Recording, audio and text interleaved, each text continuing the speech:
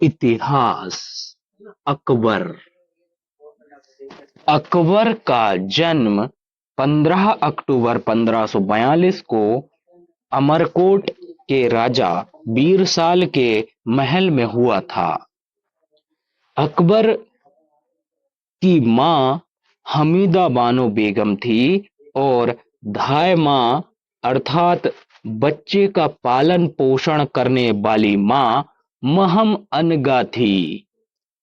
अकबर का प्रारंभिक पालन पोषण अस्करी ने किया, फिर काबुल में हिंदाल के पास भेज दिया तथा 1547 से अकबर हुमायूं के साथ रहने लगे। अकबर की पहली पत्नी हिंदाल की पुत्री रुकैया थी। 1555 ईस्वी में हुमायूं ने भारत पर पुनः आक्रमण किया और मच्छीवाड़ा का युद्ध लड़ा। तो इस युद्ध में अकबर ने भी अपने जीवन का पहला युद्ध हुमायूं के साथ मिलकर लड़ा। 1555 में हुमायूं ने अकबर को अपना उत्तराधिकारी बनाकर लाहौर तथा पंजाब का सूबेदार बना दिया। 1556 में जब हुमायूं की मृत्यु हुई तब अकबर पंजाब व लाहौर का सूबेदार था। लगभग 20 से 27 दिन तक हुमायूं की मृत्यु को गुप्त रखा गया, क्योंकि विद्रोही पुनः स्वतंत्र होने का प्रयास करते तथा अकबर अभी छोटा था। किंतु हुमायूं की मृत्यु की बात उजागर हो गई, अतः पंजाब से दिल्ली आते समय ही पंजाब के कालानौर गुरुदासपुर में 14 फरवरी 1556 को मिर्जा अब्दुल कासिम ने अकबर का राज्याभिषेक कराया। राज्याभिषेक के समय अकबर छोटा था, अतः बैरम खान को अकबर का संरक्षक नियुक्त कर दिया गया। क्योंकि बैरम खान हुमायूं के प्रिय सेनापति थे, अतः हुमायूं ने बैरम खान को अकबर के संरक्षण की जिम्मेदारी दी थी। और जब हुमायूं ने अकबर को लाहौर व पंजाब का सूबेदार बनाया था, तो बैरम खां को भी अकबर के संरक्षक के तौर पर लाहौर व पंजाब भेजा था। बैरम खां अकबर को लेकर आगरा की ओर बढ़े, किंतु इससे पहले ही आदिल शाह सूरी के नेतृत्व में अफगान सेना संगठित हुई व आदिल शाह सूरी ने हेमू को अपना सेनापति बनाया। तब हेमू ने आगरा पर अधिकार कर लिया। साथ ही साथ हेमू ने दिल्ली पर भी अधिकार कर लिया। हेमू राजस्थान के अलवर का था और जाति से बनिया शूद्र वर्ण के अंतर्गत आता था। हेमू ने विक्रमादित्य की उपाधि धारण की थी। अब तक मुगल सेनापति तरबी बेग ने बैरम खान को भारत छोड़ने की सलाह दी, जिस कारण बैरम खान ने उसकी हत्या कर दी थी। इससे स्पष्ट होता है कि बैरम खां की स्वामी भक्ति कितनी अधिक थी। 1556 ईस्वी में पानीपत का द्वितीय युद्ध हुआ और बैरम खान ने हेमू को पराजित कर दिया। यह युद्ध अकबर का शासक बनने के बाद पहला युद्ध था। तब अकबर ने बैरम खान के संरक्षण में शासन करना प्रारंभ किया। बैरम खान शिया था, जबकि दिल्ली की अधिकांश जनसंख्या सुन्नी थी और महम अनगा अकबर को बैरम खान के विरुद्ध भड़काती थी तथा महम अनगा ने अमरकोट के राजा बीरसाल के राज्य पर आक्रमण करवा दिया बैरम खान का नाम लेकर। अतः अकबर बैरम खान के विरुद्ध भड़क उठा और दोनों के मध्य 1560 में तिलवाड़ा का युद्ध हुआ तथा अकबर विजयी रहा और बैरम खान के समक्ष दो प्रस्ताव रखे गए। एक, किसी सूबे के सूबेदार बन जाएं, या दो, हज यात्रा पर चले जाएं। बैरम खान ने हज यात्रा को चुना और हज पर जाते समय गुजरात के मुबारक खां नामक व्यक्ति ने बैरम खां की हत्या कर दी। बैरम खां का बेटा अब्दुल रहीम खाने खाना था तथा पत्नी सलीमा बेगम थी। अकबर ने सलीमा बेगम से सांकेतिक विवाह किया था ताकि वे रानी का जीवन जी सके। 1560 में अकबर जैसे ही बैरम खां के संरक्षण से मुक्त हुआ तो अपनी धाय मां महम अनगा के प्रभाव में आ गया और 2 वर्षों तक उनके प्रभाव में ही रहा। इन 2 वर्षों के शासन को पेटीकोट शासन, पर्दा प्रथा का शासन, हरम दल का शासन या अतका खेल का शासन कहा जाता है। 1562 में अकबर हरम दल के शासन से मुक्त हो गया और जोधाबाई से विवाह कर लिया। जोधाबाई राजा भारमल की पुत्री थी। अकबर ने 1562 में दास प्रथा का अंत कर दिया तथा 1563 में हिंदू तीर्थ यात्रा कर समाप्त कर दिया। 1564 में जजिया कर भी समाप्त कर दिया। 1571 ईस्वी में अकबर ने फतेहपुर सीकरी आगरा के पास शहर की स्थापना की थी।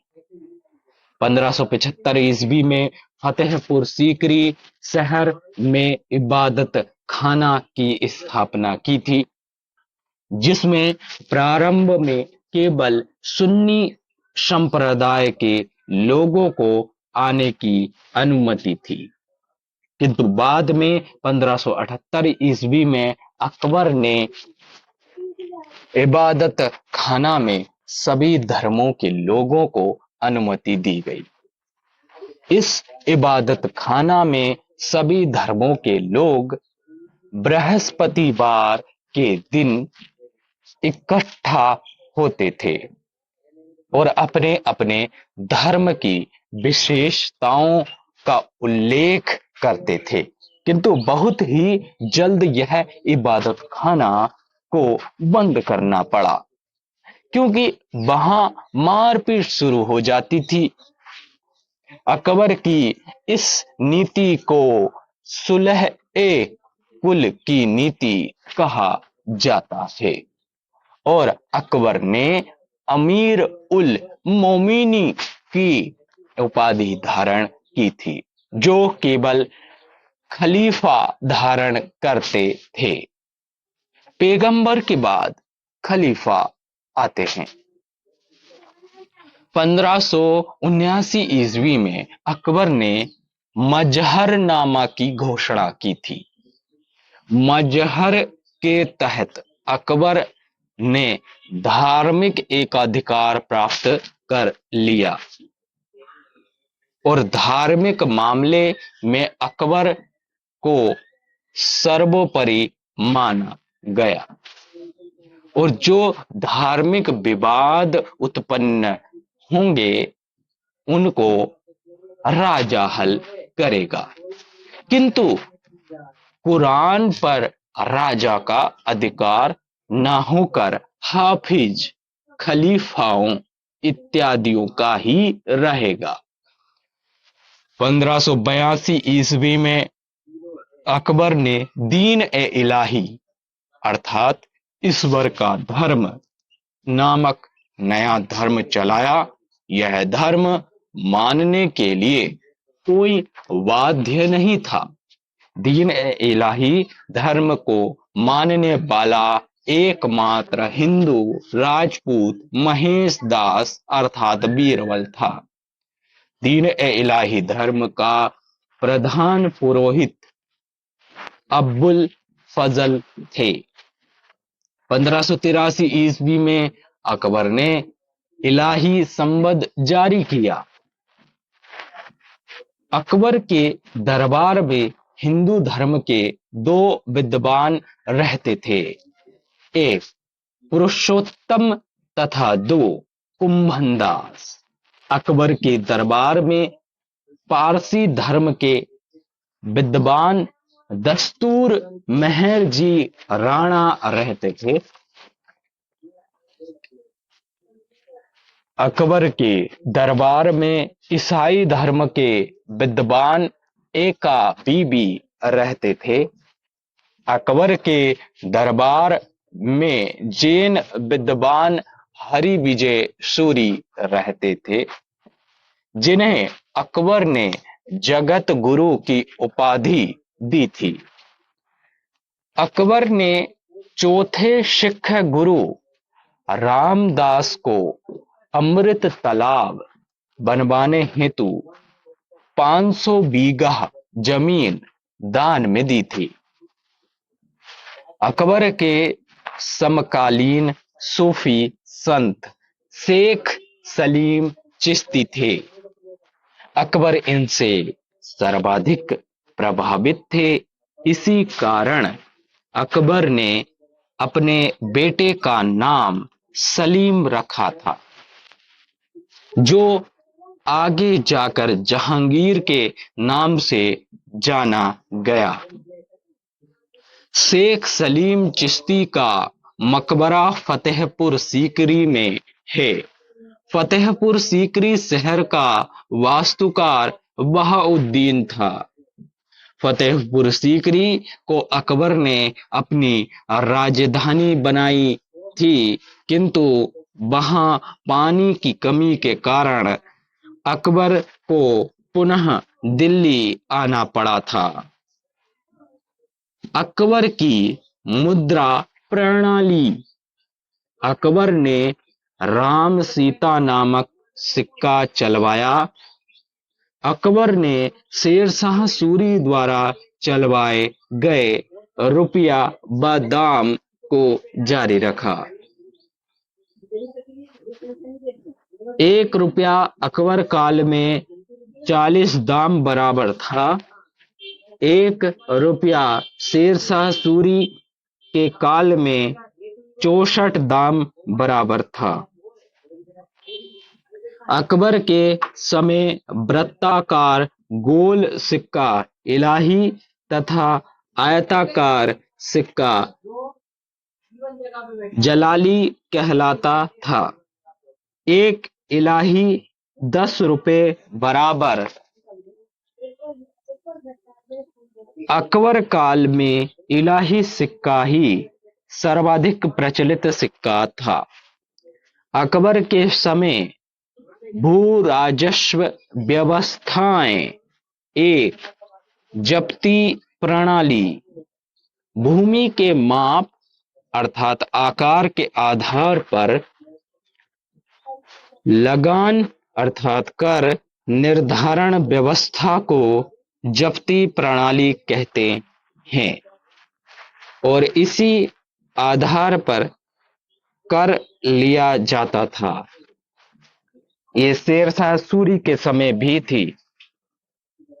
दूसरी, कनकूट प्रणाली उत्पादन को ध्यान में रखकर लगान निर्धारण व्यवस्था को कनकूट व्यवस्था कहते हैं और इसी के आधार पर कर लिया जाता था। तीसरी, आईन ए दहसाला 10 वर्षों के औसत उत्पादन को आधार मानकर लगान का निर्धारण आईन ए दहसाला कहलाता है। इसे ही लगान निर्धारण की औसत प्रणाली कहते हैं। इसे राजा टोडरमल ने विकसित किया था। भू राजस्व को खराज भी कहा जाता है। यह कुल उत्पादन का 1/2 भाग अर्थात 50% से 1/3 भाग अर्थात 33% तक रहता था। अकबर ने भूमि को उपज अर्थात उत्पादन के आधार पर 4 भागों में बांटा था।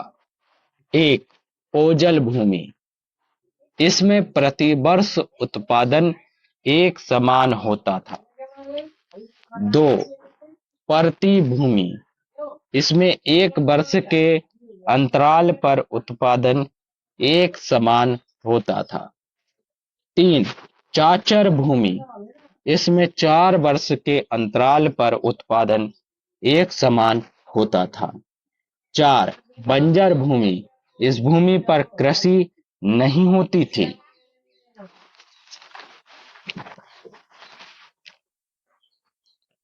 अकबर ने लगान वसूली के आधार पर भूमि को 4 श्रेणियों में बांटा था। 1, खालसा भूमि, यह सरकारी भूमि होती थी जो कर मुक्त होती थी।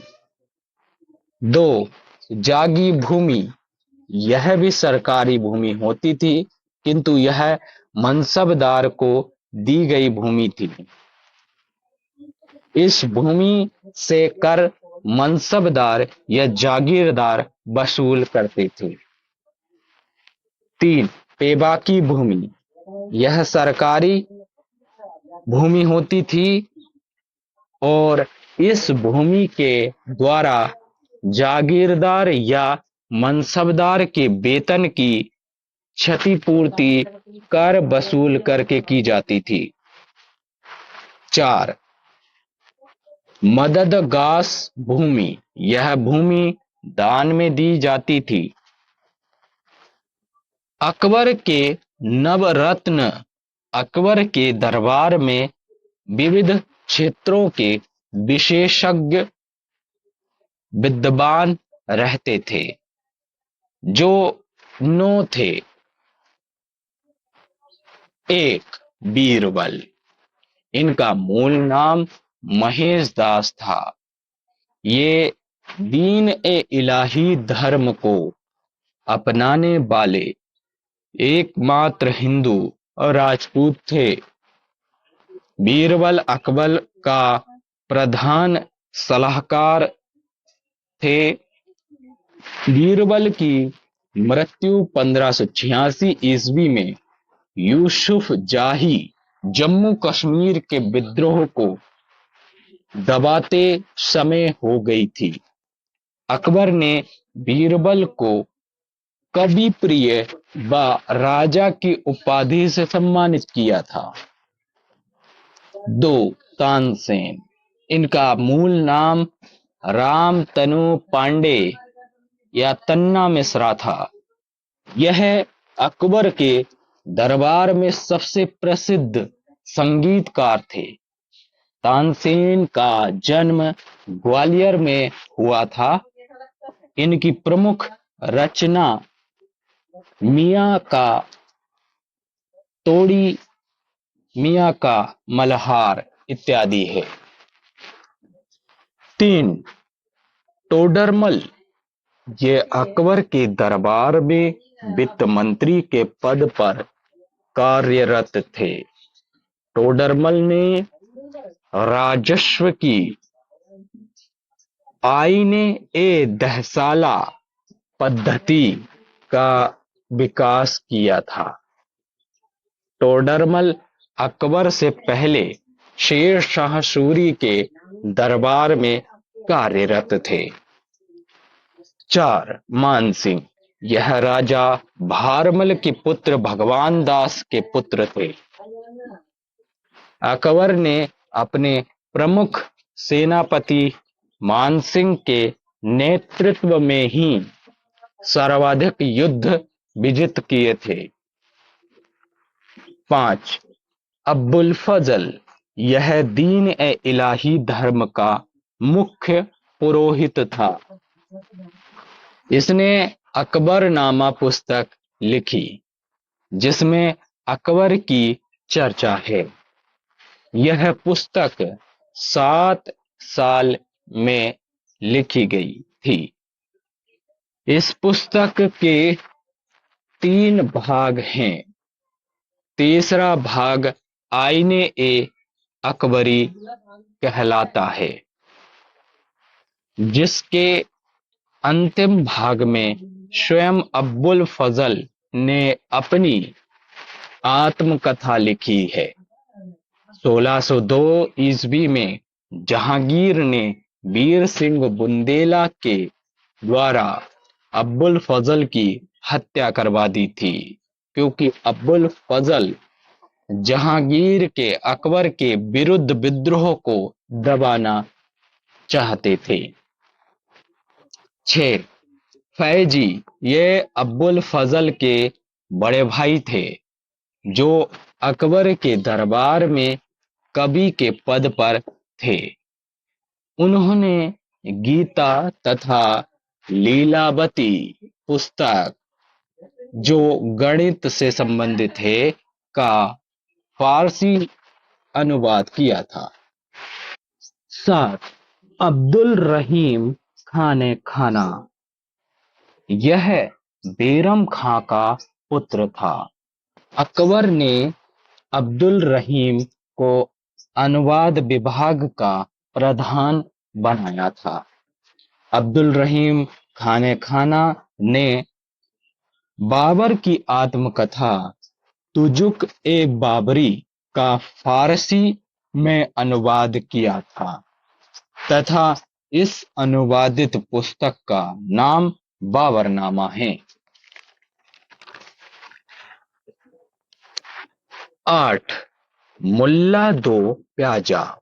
यह अरब का रहने वाला था। अकबर के दरबार में ये प्रमुख व्यंग्यकार अर्थात मजाकिया था। इसे भोजन के साथ 2 प्याज खाने की आदत थी, अतः अकबर ने इसका नाम मुल्ला दो प्याजा रख दिया था। 9, हकीम हुकाम। यह अकबर के दरबार में बावर्ची के पद पर थे। तुलसीदास अकबर के समकालीन थे। अकबर ने इन्हें नवरत्न में शामिल होने का प्रस्ताव दिया, किंतु इन्होंने ठुकरा दिया। अकबर के गुरु अब्दुल लतीफ थे, जो योग्य थे, किंतु अकबर बादशाह होने के कारण निरक्षर ही रह गया। मनसबदारी व्यवस्था। मनसबदार का अर्थ होता है ठेके पर सैनिकों को तैयार रखने वाला। जैसे किसी को 7,000 का मनसब अर्थात ठेका दिया गया है, तो वह मनसबदार 7,000 सैनिक अपने पास तैयार रखेगा और वही मनसबदार सैनिकों को वेतन, युद्ध कला की शिक्षा, अनुशासन इत्यादि प्रदान करेगा तथा सुल्तान के बुलाने पर अपने सैनिकों को युद्ध हेतु लाएगा।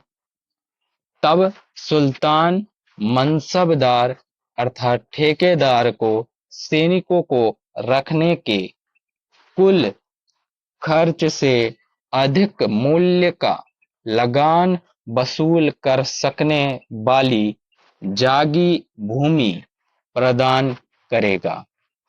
इसी व्यवस्था को मनसबदारी व्यवस्था कहा गया है। किंतु जागी भूमि सरकारी भूमि होती थी। मनसबदारी अकबर की सैन्य तथा प्रशासनिक व्यवस्था थी। मनसबदार के पैदल सैनिक जाट तथा घुड़सवार सवार कहलाते थे। पैदल सैनिकों का वेतन 3 रुपया प्रति माह था तथा घुड़सवार सैनिकों का वेतन 20 रुपया प्रति माह था। मनसबदार की 3 श्रेणियां थी। एक, प्रथम श्रेणी 12,000 सैनिक। द्वितीय श्रेणी 7,000 सैनिक। तृतीय श्रेणी 10 से 20 सैनिक। मनसबदार के पास सैनिकों की संख्या मनसब से भिन्न भी हो सकती थी। नोट: सर्वाधिक हिंदू मनसबदार औरंगजेब के पास थे। अकबर की राजपूत नीति। अकबर की राजपूत नीति आक्रमण, दमन और समझौते पर आधारित थी। अकबर राजपूत राजाओं से सहानुभूति रखता था। अकबर ने राजपूत राजाओं को जागीरदार तथा पैतृक जागीरदार पर शासन का अधिकार दिया, जिससे उनका राजा का पद बना रहा, किंतु सम्राट का पद अकबर को प्राप्त था और राजपूत राजा अकबर के मनसबदार कहलाते थे। राजपूत राजाओं को स्वयं का सिक्का चलवाने का अधिकार नहीं था। उनके क्षेत्र में मुगल शाही सिक्का ही चलता था। अकबर के सैन्य अभियान। राजा बनने के बाद अकबर ने सर्वप्रथम 1559 में ग्वालियर सैन्य अभियान तानसेन हेतु किया। 1560 में अकबर ने जौनपुर उत्तर प्रदेश सैन्य अभियान किया। 1561 में चुनार तथा मालवा सैन्य अभियान किया। 1562 में आमेर पर आक्रमण किया। आमेर की राजधानी जयपुर थी और आमेर के राजा भारमल कछवाहा राजपूत थे। राजा भारमल एकमात्र राजपूत राजा थे जिन्होंने अकबर की अधीनता स्वेच्छा से स्वीकार की थी और अपनी बेटी जोधाबाई, जिनका असली नाम हरखाबाई था, का विवाह अकबर से कर दिया था और अपने बेटे भगवान दास तथा पोता मानसिंह को अकबर की सेवा में भेजा। अकबर ने जोधाबाई को मरियम उज जमानी अर्थात युग की दयालु की उपाधि दी थी। गोंडवाना मध्य प्रदेश की रानी दुर्गावती।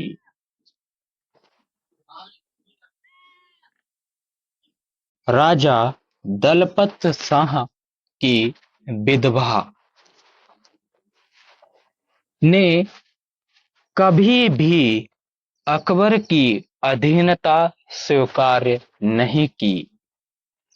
यह एक मात्र महिला थी जिसने अकबर का सर्वाधिक विरोध किया और अंततः गोंडवाना पर 1564 में अकबर का अधिकार हो गया और रानी दुर्गावती वीरगति को प्राप्त हो गई। 1567 में अकबर ने मेवाड़ सैन्य अभियान किया। इस समय मेवाड़ की राजधानी चित्तौड़ थी और वहां के राजा उदय सिंह थे। मेवाड़ पर पूर्ण अधिकार किए बिना ही अकबर लौट गया। पुनः अकबर ने 1576 ईस्वी में मेवाड़ विजय अभियान किया और हल्दी घाटी के युद्ध में उदय सिंह के पुत्र महाराणा प्रताप को पराजित करने का प्रयास किया। इस युद्ध में अकबर के सेनापति मानसिंह थे, जबकि महाराणा प्रताप के सेनापति हकीम खान सूर थे। प्रारंभ में युद्ध महाराणा प्रताप जीत रहे थे, किंतु जब यह अफवाह फैली कि युद्ध में अकबर भी शामिल हो गया है, तो मुगल सैनिकों का मनोबल बढ़ गया और महाराणा प्रताप जंगल में भाग गए। इस प्रकार अकबर का मेवाड़ विजय अभियान अधूरा ही रह गया। धीरे धीरे राणा प्रताप ने पुनः अपने अधिकार क्षेत्रों पर अधिकार कर लिया। 1572 ईस्वी में अकबर ने गुजरात विजय अभियान किया। इसी समय अकबर ने पहली बार समुद्र को देखा, खंबात की खाड़ी को, तथा यहीं पर अकबर पुर्तगालियों से भी मिला। यह अकबर की पुर्तगालियों से पहली मुलाकात। अकबर जब गुजरात विजय के पश्चात वापस लौटा तो गुजरात के शासक ने विद्रोह कर दिया। अतः 1573 ईस्वी में पुनः अकबर ने गुजरात पर आक्रमण कर दिया। यह अकबर का सबसे धूर्तगामी विजय अभियान था, क्योंकि मात्र 9 दिन में अकबर पुनः आगरा से गुजरात विजय हेतु आ गया था। गुजरात विजय के उपलक्ष्य में ही अकबर ने फतेहपुर सीकरी में बुलंद दरवाजा का निर्माण करवाया था। अकबर ने बंगाल तथा बिहार को 1574 से 1576 के मध्य विजित कर लिया। अकबर ने 1581 में काबुल विजय अभियान किया। 1586 में कश्मीर विजय अभियान किया, किंतु विद्रोह हो गया। कश्मीर के यूसुफ जाही कबीले के ही विद्रोह को दबाने के दौरान बीरबल की मृत्यु हो गई थी। अकबर ने 1595 में कंधार व बलूचिस्तान भी जीत लिया।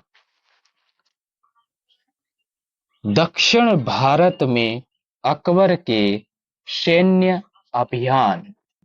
अकबर ने मुख्य रूप से दक्षिण भारत पर सैन्य विजय अभियान 1595 से 1602 ईस्वी के मध्य चलाए, और ये अभियान उन्होंने अब्दुल रहीम खान खाना और राजकुमार मुराद के नेतृत्व में ही चलाए थे। अकबर दक्षिण भारत में विजय अभियान करने वाला पहला मुगल शासक था। दक्षिण भारत में 5 प्रमुख राज्य थे। 1 खानदेश, 2 अहमदनगर, 3 बरार, 4 बीजापुर, 5 गोलकुंडा। खानदेश को दक्षिण भारत का प्रवेश द्वार कहते हैं। खानदेश ने स्वतः अकबर की अधीनता स्वीकार कर ली थी।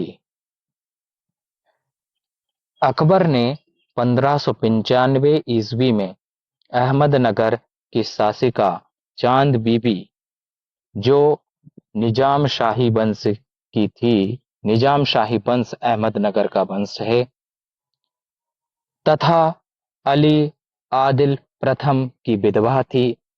अली आदिल प्रथम आदिल शाही वंश के थे। आदिल शाही वंश बीजापुर का वंश था।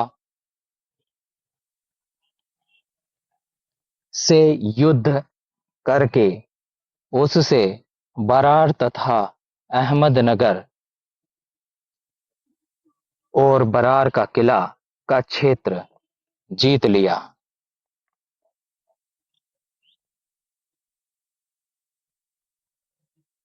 बीजापुर के शासक ने भी अकबर की अधीनता स्वीकार कर ली थी। 1601 में खानदेश ने विद्रोह कर दिया, अतः असीरगढ़ के युद्ध में इस विद्रोह को अकबर ने समाप्त कर दिया। यह युद्ध अकबर ने सैनिकों को रिश्वत देकर जीता था।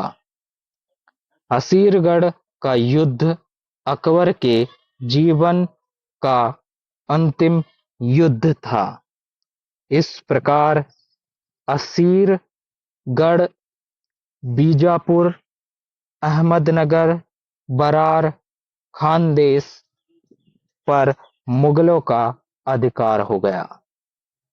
1602 ईस्वी में जहांगीर ने अपने पिता के विरुद्ध इलाहाबाद में विद्रोह कर दिया।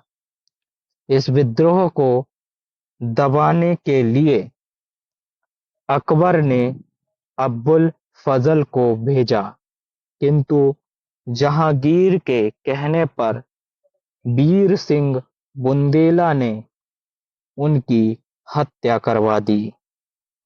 1605 ईस्वी में डायरिया जैसी बीमारी के कारण अकबर की मृत्यु हो गई। धन्यवाद। समाप्त।